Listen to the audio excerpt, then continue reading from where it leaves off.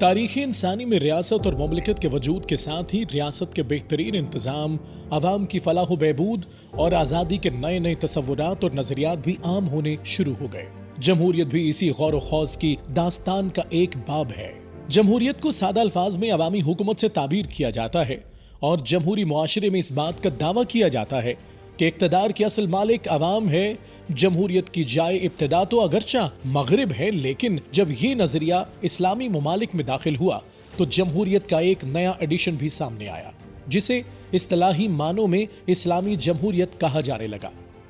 چنانچہ اس وقت دنیا کے بیشتر اسلامی ممالک میں یہی رائج ہے۔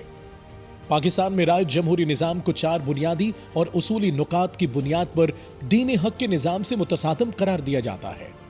ان میں بنیادی نقطہ یہ ہے کہ مغرب کے جمہوری نظام میں عوامی حاکمیت کو تسلیم کیا جاتا ہے، جبکہ دین حق کے نظام میں حاکمیت کا اختیار فقط اللہ تعالیٰ کی ذات کے ساتھ مخصوص ہے۔ مغربی طرز جمہوریت میں عوام کی حاکمیت سے مراد یہ ہے کہ جس بھی قانون کو عوام کی اکثریت کی تائید حاصل ہو جائے گی وہ اس ملک کا قانون قرار دیا جائے گا، چاہے وہ تاریخی، معاشرتی، اخلاقی اور مذہبی روایت اور تعلیمات سے کتنا ہی متصادم کیوں نہ ہو۔ جبکہ اسلامی نظام میں ایسا کوئی بھی اختیار نہ کسی فرد کو اور نہ کسی جماعت کو حاصل ہے کہ وہ اپنے انفرادی یا اجتماعی فیصلے سے اللہ کے اٹل قوانین کو تبدیل کر دے۔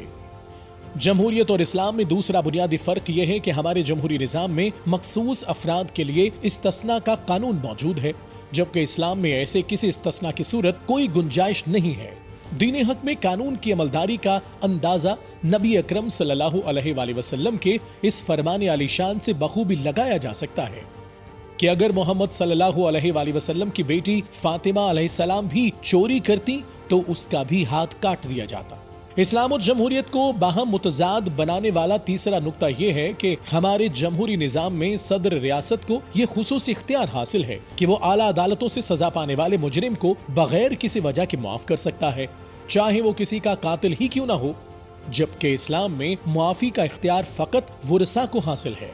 جبکہ آخری نقطہ یہ ہے کہ جمہوریت میں افراد کی اکثریت کی بنیاد پر فیصلہ کیا جاتا ہے۔ چنانچہ جمہوریت کے اس اصول کے تحت کوئی شخص کتنی ہی مبنی برحقیقت بات کیوں نہ کر رہا ہو، لیکن اگر اس کے پاس اکثریت نہیں ہے تو وہ اپنی تمام تر صداقت کے باوجود کامیاب نہیں ہو سکتا۔ جبکہ اس کے برعکس ایک دوسرا شخص جو ایک جھوٹا دعویٰ لے کر سامنے آتا ہے اور محض طاقت، دولت، عہدے اور برادری کی بنیاد پر عوام کو جبری طور پر اپنے ساتھ ملا لیتا ہے تو مروجہ جمہوری اصولوں کے تحت وہ شخص کامیاب قرار پائے گا۔ دین حق کے مطابق اللہ تعالیٰ ہی پوری کائنات کا بلا شرکت غیر حاکم ہے اور عوام کو جو اختیار و اقتدار اس کی مقرر کردہ حدود کے اندر استعمال کرنے کا حق حاصل ہوگا وہ ایک مقدس امانت ہے۔ ریاست پاکستان کے عوام کا یہ حق ہے کہ اللہ کے نام پر حاصل کیے گئے ملک میں ان کے لیے اللہ کا ہی نظام قائم کیا جائے، جس میں آزادی، مساوات اور عدل عمرانی کے اصولوں پر جس طرح اسلام نے تشریح کی ہے پوری طرح عمل کیا جائے، تاکہ وہ اپنی زندگی کو اسلامی تعلیمات کے مطابق جس طرح قرآن و سنت میں ان کا تعین کیا گیا ہے ترتیب دے سکیں۔